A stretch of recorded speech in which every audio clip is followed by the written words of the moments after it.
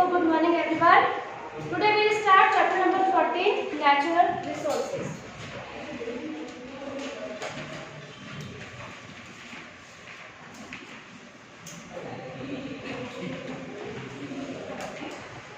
So what do you understand by natural resources?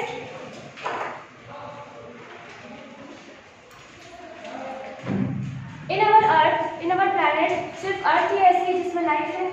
ठीक है, हमारी अर्थ में लाइफ है और किसी प्लेनेट में हमने देखा है कि लाइफ है, खोज रहे हैं बट नहीं है. तो नेचुरल रिसोर्स क्या हो गया? जो हमारी लाइफ, हमारी अर्थ में लाइफ के लिए रिस्पॉन्सिबल है. नेचुरल रिसोर्सेज क्या हो गए? जिसकी वजह से, जिसको यूज करके हम लोग अपने जो हम कह सकते हैं कि वी आर अलाइव. ठीक है, बहुत सारे रिसोर्स हैं जैसे एयर है, वाटर है, सॉइल है. ठीक है, तो ये हो गए हमारे natural resources. So many factors are there which we receive from nature. Like अभी इमेजिन करो, अभी आप लोग बैठे हुए हैं यहाँ पे, अभी हम सुबह घर से आए हैं, जितनी भी चीजें हमने यूज की हैं, ठीक है, वो क्या आपने अपने आप बनाई है? कुछ ही चीजें होंगी जो हमने अपने आप बनाई है, otherwise all things are natural. Suppose this book is natural from natural resource. ठीक है, जय इधर देखो. ठीक है, ये टेबल जो है ये वाली किससे बनी हुई है? Would say. वुड किससे मिला हमें? ट्री से. ठीक है, ट्री से मिला. ट्रीज नेचुरल है. हम लोग क्या कर रहे हैं? रेस्पिरेशन कर रहे हैं, ब्रीदिंग कर रहे हैं. तो एयर कहाँ से आ रही है? नेचुरल है, नेचुरल रिसोर्स है. तो रिसोर्सेज जो नेचर से मिले हैं हमें, वो नेचुरल रिसोर्सेज है. पहले भी हमने पढ़ा हुआ है कि रिसोर्सेज जो होते हैं वो दो टाइप के होते हैं, एक तो नेचुरल और मैन-मेड. ठीक है, तो नेचुरल में क्या क्या चीजें आ गई? Air, water, soil and sunlight. ठीक है, अब इसके अलावा भी हम जोड़ सकते हैं, बहुत सारी चीजें ऐड कर सकते हैं. फॉरेस्ट. ठीक है, जितना भी वाइल्ड लाइफ है वो सारा नेचुरल है. Plants, animals, micro organism, everything is natural. Only man-made में क्या आ जाएगा? सिंथेटिक चीजें जो है, जैसे हमने प्लास्टिक बनाई, वो हो गई हमारी मैन-मेड. ये है, ये नेचुरल नहीं है. ठीक है, तो इसको हम नहीं पढ़ रहे. और मेनली तुम ध्यान देना कि जितनी भी सिंथेटिक चीजें हमने बनाई है ना, वो कहीं ना कहीं पॉल्यूशन क्रिएट करती है. अगर हम नेचुरल चीजों को देखेंगे ना, तो उसमें हम डिपेंड है, डायरेक्टली या indirectly we are depend on these resources. ठीक है, बट जितनी भी हमने यूज करके बनाई, हमने इसी को यूज करके है. सपोज हमने पॉलीथीन बनाई है, ठीक है, हाइड्रोकार्बन से बनती है, तो वो चीजें भी नेचर से ही आई है तो वो नेचुरल से, लेकिन बनाई हमने है, इसलिए वो आ गई मैन-मेड. ठीक है, तो here we are talking about natural resources जो अवेलेबल है हमारे पास अर्थ में है. अब हम कह सकते हैं नेचुरल रिसोर्सेज भी दो टाइप के होंगे. 8 में पढ़ा था हमने, एग्जॉस्टिबल एंड नॉन एग्जॉस्टिबल.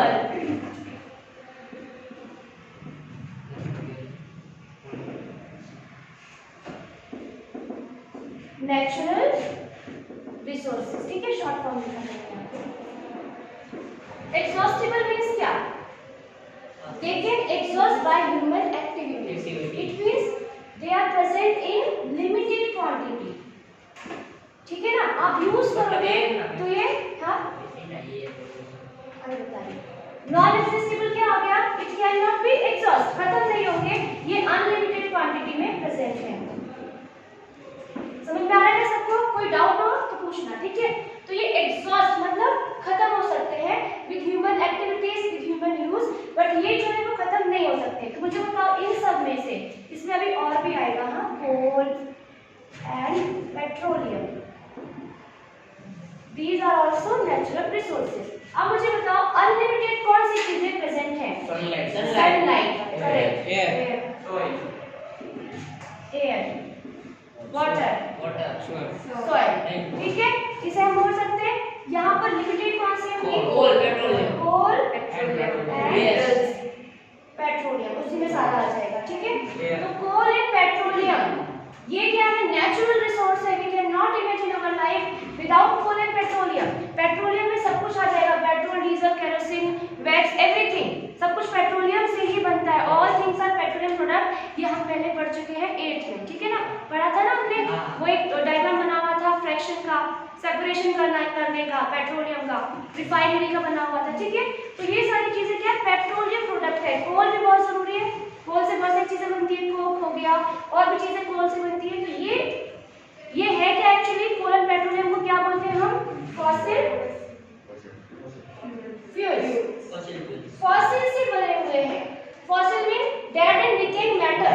कोल जो हो गया, सपोज कभी क्या हुआ तो फॉरेस्ट दब गए, वॉल्केनो इरप्शन हुआ या कुछ अर्थक्वेक आया, कुछ भी ऐसी कंडीशन हुई नेचुरल, तो वो दब गए और क्या हुआ, बहुत ज्यादा प्रेशराइज हो गए, बहुत टाइम, मतलब millions of years, not only 1 और 2 ईयर या फिर 50 साल में बन जाएगा, इतना जल्दी नहीं बनेगा।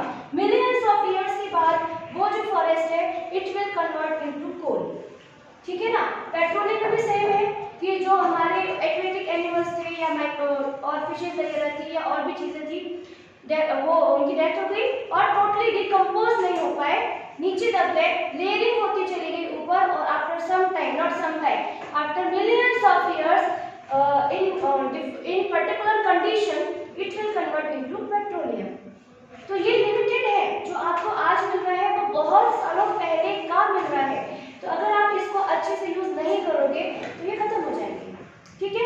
चलो इसकी बात खत्म पूरी हो गई। यहाँ इसकी बात कर रहे हैं हम, मेनली यहाँ पर हम इसकी बात करेंगे, ठीक है। In this chapter we will talk about these natural resources. चलो सनलाइट प्रेजेंट है, कोई बात नहीं, तो बहुत सन रहेगा, है ना, कोई दिक्कत की बात नहीं।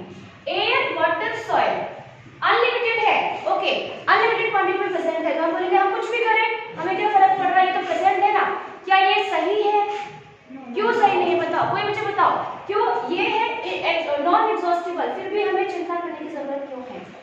Why we are talking about this air, इसके बारे में बात कर रहे हैं हम, क्यों श्रेया?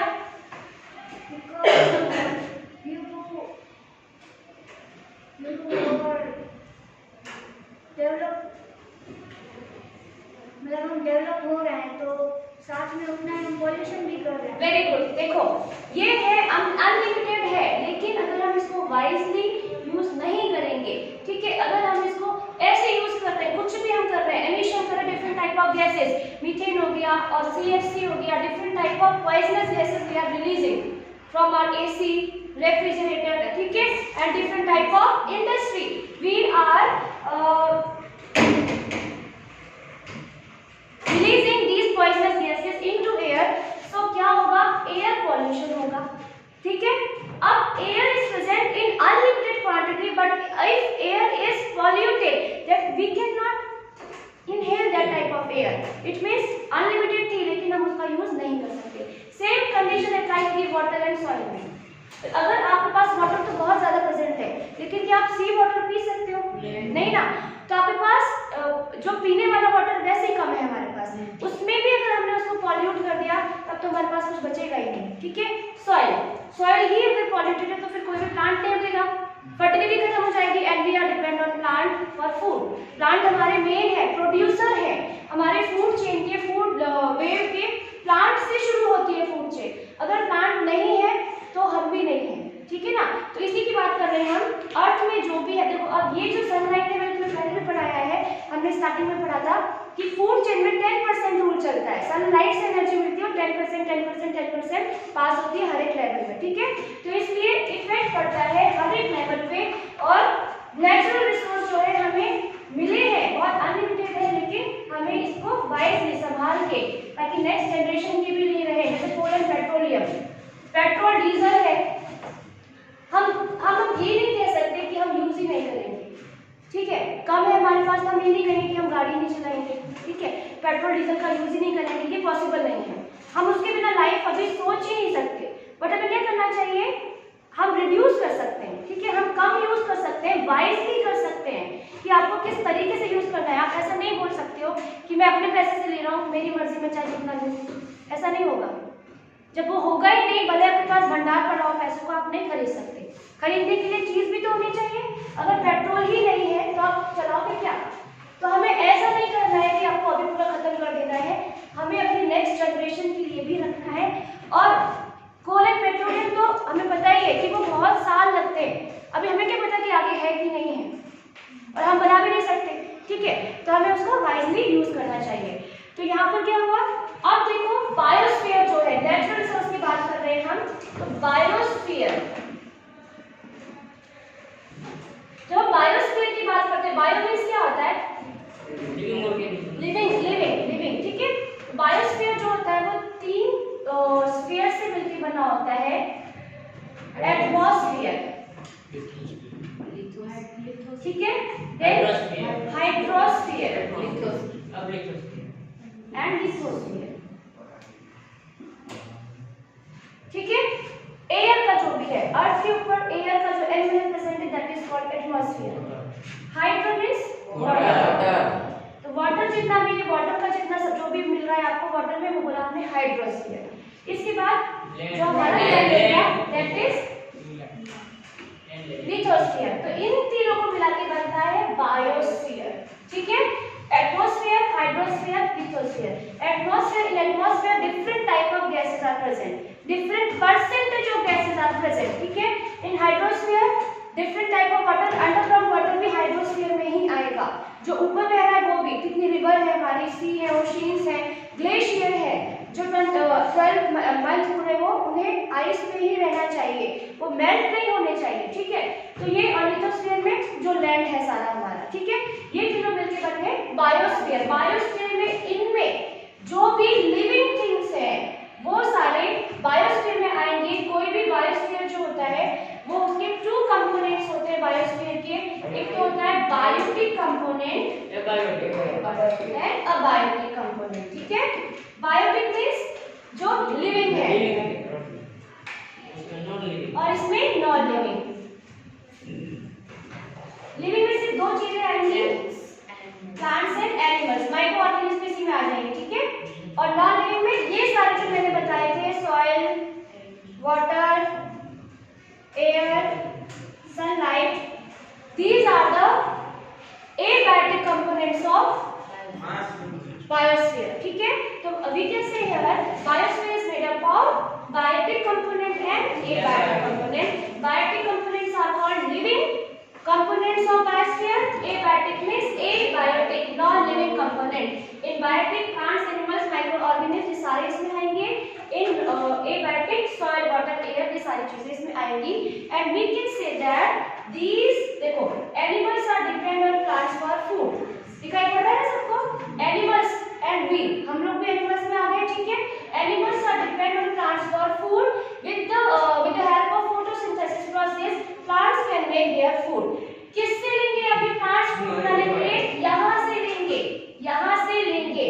मतलब plants are depend on abiotic factors for making their food. कहीं ना कहीं घूम फिर के हमें इस पर ही डिपेंड होना है।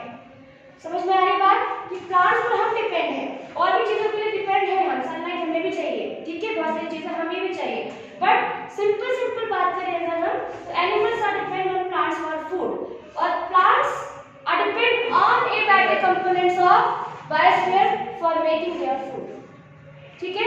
हैबिटेट है उनका, वो यही है, सॉइल में होगा, ठीक है ना, सॉइल में उगेंगे वो सारे। तो ये सारे क्या है, इस पर ही डिपेंड है। तो 1 बाय 1 हम इन्हीं की बातें करेंगे कि क्या इंपॉर्टेंस है इन फैक्टर्स की।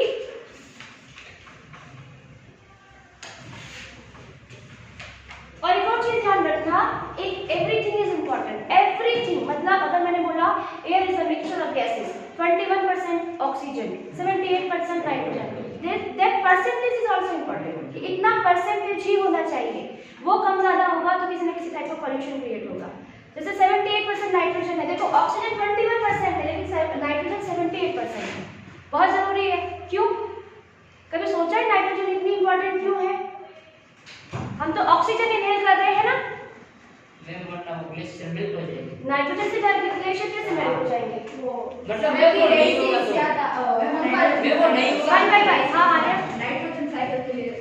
नाइट्रोजन साइकिल चलती है कि ऑक्सीजन साइकिल पे चलती है। Cycle is not important, cycle तो हमने बताया है कि हम यहाँ यूज कर रहे हैं, यहाँ से यहाँ जा रहा है, यहाँ से यहाँ जा रहा है। वो है ना, जो हमारी एयर में जो भी होता है ना, वो एक्चुअली जो कचरा होता है ना उसको साफ करने में। नहीं, देखो ये है नाइट्रोजन, ठीक है, ये नाइट्रोजन है।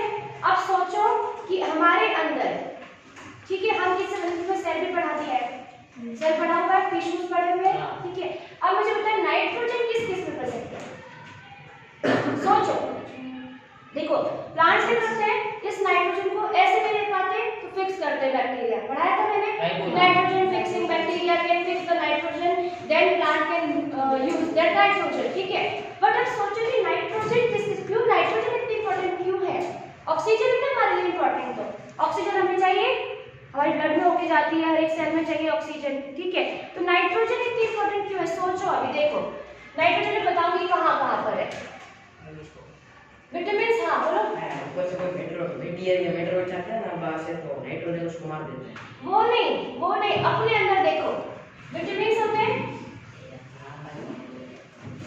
विटामिन एंड हार्मोन्स, एंजाइम, ये सारे क्या होते हैं? प्रोटीन, ये सारे प्रोटीन्स होते हैं। और प्रोटीन तभी बनेगा जब उसमें नाइट्रोजन पार्ट होगा। अमीनो एसिड्स में नाइट्रोजन होता है, ठीक है। अमीनो एसिड से प्रोटीन बनता है, ठीक है, ये ध्यान रखना, अमीनो एसिड से प्रोटीन बनता है, पहले पढ़ा है आपने कि monomer of protein is amino acid. Amino acid के अंदर नाइट्रोजन है, नाइट्रोजन से नाइट्रोजन मिलेगा तो प्रोटीन बनेगा। अब देखो प्रोटीन हमारी लाइफ में बहुत इंपॉर्टेंट है, विटामिन भी प्रोटीन है, हार्मोन्स भी प्रोटीन है, एंजाइम्स भी प्रोटीन है, जो एंटीबॉडी बनेगी वो भी प्रोटीन है, ठीक है, ये सारे प्रोटीन है। और तुम्हें पता है कि प्रोटीन डेफिशिएंसी हो जाए तो हमारे अंदर बहुत सारी डिजीज हो जाती है, तो प्रोटीन ये सारे हैं, तो ये सब चीज चाहिए, ठीक है। डीएनए,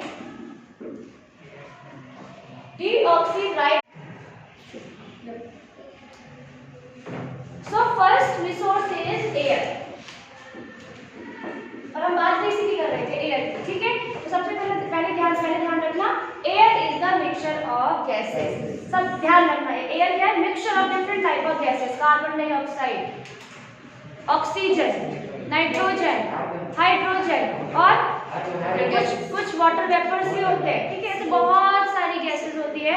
तो air is the mixture of different type of gases, ठीक है, सेंटेंस बहुत इंपॉर्टेंट है। विजिबल है ना? इतना बड़ा दिख रही है, सही है?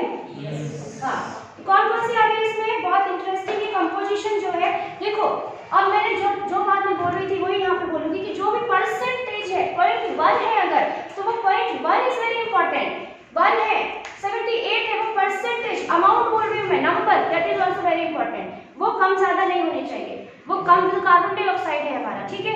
कार्बन डाइऑक्साइड क्या है? फोटोसिंथेसिस से प्लांट यूज कर लेते हैं, हम लोग रिलीज करते हैं, तो वो साइकिल चल रही है। और भी बहुत सारे प्रेजेंट है, ओशियंस में है, ठीक है, कार्बोनेट के फॉर्म में है, बहुत सारा है, ठीक है।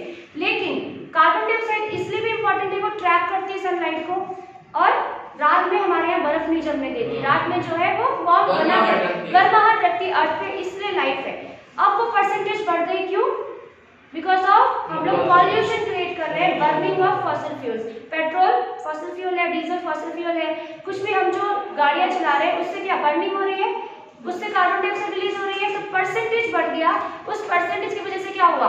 कार्बन डाइऑक्साइड बढ़ गई, as a result global warming जो आपको दिख रहा है वो उसी की वजह से हो रहा है, इसलिए वो परसेंटेज इंपॉर्टेंट है।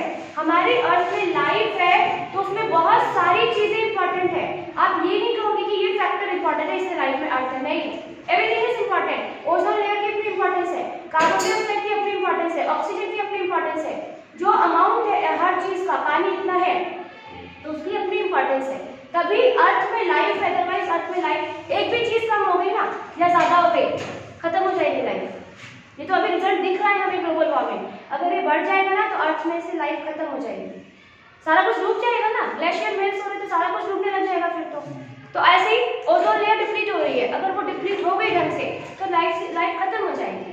सन रेज इतनी हार्मफुल है, क्यों खत्म कर देंगे लाइफ को, ठीक है। तो everything is important, it is interesting to note that even the composition of air is the result of life on earth. जो सिचुएशन क्रिएट हुई जब अर्थ बनी तो एवरीथिंग, जो भी चीजें थी वो इंपॉर्टेंट थी जिससे लाइफ अराइज हुई अर्थ में, ठीक है। तो एक इंपॉर्टेंट लाइन है यहाँ पर देखो, in planets such as Venus and Mars where no life is known to exist, the major component of the atmosphere is found to be carbon dioxide, याद रखना, ठीक है। मेनली वहाँ कार्बन डाइऑक्साइड है वीनस एंड मार्स में, तो carbon dioxide in fact carbon dioxide constitute up to 95 to 97% of the atmosphere on Venus and Mars. इतना ज्यादा अमाउंट है वहां पर, ठीक है। अब देखो हमने चैप्टर 5 में पढ़ा था यूकैरियोट्स क्या होते हैं, प्रोकैरियोट्स क्या होते हैं। तो ये भी पता है हमें क्लासिफिकेशन पढ़ लिया कि धीमे धीमे ऐसे हमारा जो हुआ इवोल्यूशन हुआ। पहले क्या बने होंगे, प्रोकैरियोट्स बने होंगे, फिर डेवलपमेंट शुरू हुआ, उससे अप हुए, उसके बाद आज आपको इतने वेरिएशन दिखाई पड़ रहा है। बायोडाइवर्सिटी हमारी बहुत ज्यादा है अर्थ में, ठीक है, एनिमल्स में भी, प्लांट्स में भी। तो ये धीमे धीमे जनरेट हुआ है। तो ये जो भी है कार्बन डाइऑक्साइड का यूज करते हैं प्लांट्स इन फोटोसिंथेसिस। क्या क्या रॉ मटेरियल होते हैं फोटोसिंथेसिस में? सनलाइट, ये जो वाटर, सनलाइट, देखो एक तो सनलाइट चाहिए, ठीक है, वाटर चाहिए एंड क्लोरोफिल में होता है, ठीक है। CO2 चाहिए, CO2 ऑक्सीजन नहीं चाहिए ना, ऑक्सीजन को रिलीज करेंगे और कहाँ पे होगा, क्लोरोफिल में होगा, ठीक है ना, वो प्लाज्मा है क्लोरोफिल में होगा। कार्बन डाइऑक्साइड वाटर मेन हो गए, ये किसमें कन्वर्ट होते हैं, ग्लूकोज, स्टार्च। ग्लूकोज क्या है, मोनोमर है, सिंपल यूनिट है ग्लूकोज, ठीक है। बहुत सारे ग्लूकोज बनेंगे, फिर वो ज्वाइन हो जाएंगे और स्टार्च बनाएंगे। स्टार्च में 300 से लेके 1000 तक मॉलिक्यूल हो सकते हैं ग्लूकोज के। हाँ, वो जो है स्टार्च है। तो ये जो सिंपल है ये ग्लूकोज है, 6 कार्बन का C6H12O6। ऐसे 300 से लेकर 500, 600, 1000 तक हो सकते हैं, स्टार्च बनाने में यूज हो सकते हैं। और एक कार्बन बनाने में पूरा प्लांट को काफी मेहनत करनी पड़ती है, पूरी साइकिल चलती है, और 6 कार्बन बनाने में तो कई बार चलती है। ऐसे कितनी सारी साइकिल चलती हुई तब जाके स्टार्च बनाते हैं। तो ये चीज जो है कन्वर्ट होती है ना ग्लूकोज में। कार्बन आ रहा है ना यहाँ पर, ये कार्बन आ रहा है ना यहाँ पर, ठीक है। तो कार्बन डाइऑक्साइड से क्या कर रहे हैं, वो वाटर यूज कर रहे हैं, कार्बन डाइऑक्साइड यूज कर रहे हैं। मेनली ऑक्सीजन जो रिलीज होती है वो यहाँ से रिलीज होती है, ठीक है। और ये जो है कार्बन डाइऑक्साइड का यूज करता है वो इसे बनाने में, प्लांट्स यूज करते हैं। तो कार्बन डाइऑक्साइड का यूज कर रहे हैं प्लांट, ठीक है, प्लांट यूज कर रहे हैं फोटोसिंथेसिस में। एंड और दूसरी प्रोसेस क्या है, जो कार्बन डाइऑक्साइड हमारे में वो रहती है, जितनी है उतनी रहती है। एक तो प्लांट यूज कर रहे हैं, दूसरा जो हम रिलीज कर रहे हैं वो प्लांट यूज कर रहे हैं, ठीक है। वो साइकिल बनी रहती है। और क्या होता है, बहुत ज्यादा अमाउंट नहीं है कार्बन डाइऑक्साइड की, जरूरत बहुत ज्यादा है तो फिक्स होती है, वो ना चल रही है पूरी साइकिल में, ठीक है। पहला वो क्या हो गया फोटोसिंथेसिस, और हम वो क्या कर रहे हैं, यूज कर रहे हैं, हम रिलीज कर रहे हैं, बनाए पूरा बैलेंस बना हुआ है, ठीक है। इसके अलावा क्या होता है, another process which result in the consumption of oxygen and the concomitant production of carbon dioxide is combustion। जो combustion हो रहा है, what is combustion? Yashvi, what is combustion? Flame नहीं बोलेंगे, combustion process समझाएंगे इसको। क्या होता है combustion? जलना जो होता है, बर्निंग ऑफ फॉसिल फ्यूल। कोई भी फॉसिल फ्यूल, आप कार्बन उसमें जल रहा है, कोल जला रहे हो, लकड़ी जला रहे हो, पेट्रोल जलाना, इनमें जला नहीं देना है उसे, जो आप यूज कर रहे हो वो बर्निंग हो रही है, उसमें कार्बन डाइऑक्साइड रिलीज होती है।